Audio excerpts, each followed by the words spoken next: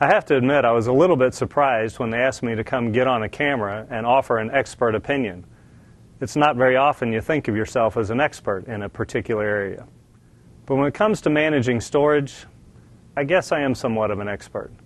And it's not because I work for IBM, it's because for the 10 years before I worked for IBM, I actually was a storage administrator. I can vividly remember the almost relentless change that was driven by the coming and going of storage. And you know, the more I think about it, it was more like the constant coming and coming of storage. It seems data gets created, but it never gets deleted. And so storage continuously grows. It's too bad that storage administration staffs don't also continuously grow. I guess that's why I also remember those late nights and weekends working on storage management activity. You know, some things never change. IDC says that this year, businesses like yours will install something like 5 exabytes of new storage. That's 5 million terabytes. And by the year 2010, you'll install something like 12 exabytes of new storage. I mean, it's nuts. It's like 128 gigabytes of new storage for every man, woman, and child on the planet. Something's got to change. Here's a couple of things to think about, in Ron's expert opinion. First, you can't just keep throwing capacity at the problem. Sure, the cost of capacity is coming down, but it's not coming down as fast as your demand for capacity is going up. And that doesn't take into account all the environmental costs like power, cooling, and floor space. You've got to get smarter about the kind of data that you're storing and the type of storage you're putting it on. I mean, think about it. You've probably got backup copies that were intended to be temporary that are still sitting on your Tier 1 storage. And your NAS filers are probably filling up with iPod data and PowerPoint presentations from projects that were canceled years ago.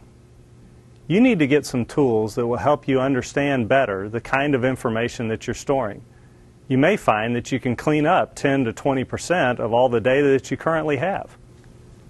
The second thought is your storage administration staffs aren't going to be able to keep up. You remember that IDC number? Data centers like yours will install roughly twice as much storage as they currently have over the next 2 years. And all that storage is going to have to be carved up and provisioned to some application. It's going to have to be monitored for performance and availability. It's going to have to be replicated for disaster recovery. And the people that do all of that, is anybody planning on doubling their storage administration staff over the next 2 years? You're going to have to get some tools that will help your storage administrators be much more productive. Recently, I was having a conversation with a storage administrator, and I asked him, how do you manage storage?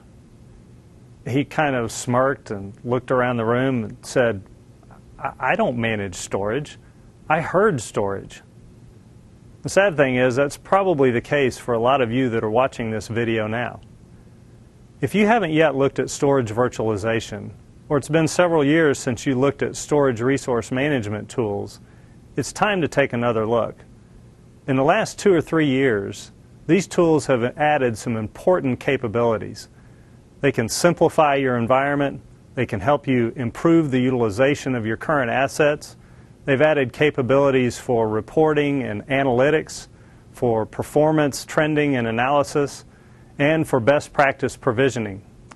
These tools can help your administrators become much more productive and help you to stop herding storage and start managing storage. It's time to look again.